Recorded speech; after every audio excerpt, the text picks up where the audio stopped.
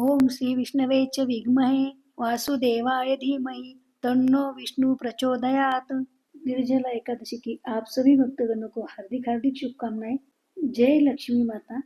स्वागत है आपका अपने चैनल श्रद्धा से भक्ति भावना में। श्री हरि विष्णु और माँ लक्ष्मी जी की कृपा आप और आपके समस्त परिवार पर सदैव बनी रहे।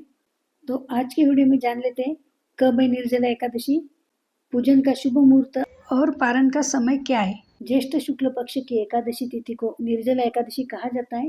धार्मिक शास्त्रों के अनुसार साल की सभी 24 एकादशियों में से निर्जला एकादशी का सबसे ज्यादा महत्व होता है। इस एकादशी व्रत में पानी पीना वर्जित माना जाता है, इसलिए इसे निर्जला एकादशी कहते हैं। इस साल निर्जला एकादशी 6 जून को मनाई जाएगी। ऐसी मान्यता है कि इस दिन निर्जला उपवास का पुण्य साल की 24 एकादशी के बराबर होता है। निर्जला एकादशी का व्रत करने से धर्म, अर्थ, काम और मोक्ष की प्राप्ति होती है। निर्जला एकादशी का व्रत इस साल 6 जून शुक्रवार को रखा जाएगा।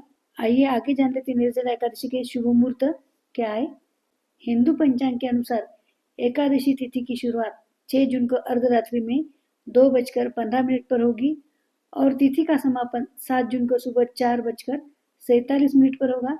उदया तिथि के अनुसार 6 जून को ही निर्जला एकादशी मनाई जाएगी। आइए आगे जान लेते पारण का सही समय क्या है। निर्जला एकादशी के पारण का समय 7 जून को दोपहर 1:44 से लेकर शाम 4:31 तक रहेगा। इसी समय व्रती अपना व्रत खोल सकते हैं। आइए आगे जान लेते हैं निर्जला एकादशी की पूजन विधि के बारे में। निर्जला एकादशी के दिन सुबह स्नान करके सूर्य देव को अर्घ्य दे, इसके बाद पीले वस्त्र धारण करे और भगवान विष्णु की पूजा करे और व्रत का संकल्प ले। भगवान विष्णु को पीले फूल, पंचामृत और तुलसी दल अर्पित करें। साथ ही भगवान विष्णु और माँ लक्ष्मी के मंत्रों का जाप करें। व्रत का संकल्प लेने के बाद अगले दिन सूर्योदय होने तक जल की एक बूंद भी ग्रहण न करें। इसमें अन्न और फलाहार का भी त्याग करना होगा। अगले दिन यानी द्वादशी तिथि को स्नान करके फिर से श्रीहरि की पूजा करने के बाद अन्न जल ग्रहण करें और व्रत का पालन करें। आइए आगे जान लेते हैं निर्जला एकादशी का महत्व क्या है।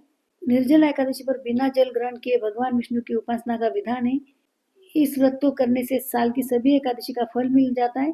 ऐसा कहा जाता है कि भीम ने एकमात्र इसी उपवास को रखा था और मूर्छित हो गए थे, इसी वजह से इसे भीमसेन एकादशी भी कहा जाता है।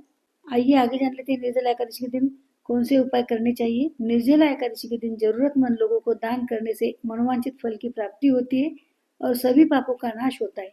इस दिन एक चकोर भोजपत्र पर केसर में गुलाब जल मिलाकर ओम नमो नारायणाय मंत्र 3 बार लिखे। अब एक आसन पर बैठकर विष्णु सहस्त्र नाम का पाठ करें। पाठ के बाद ये भोजपत्र अपने पर्स या पॉकेट में रखें। धन धान्य की वृद्धि के साथ साथ रुका हुआ धन भी मिलेगा।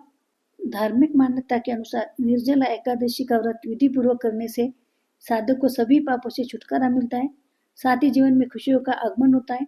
सभी एकादशियों में निर्जला एकादशी को बेहद महत्वपूर्ण माना गया है।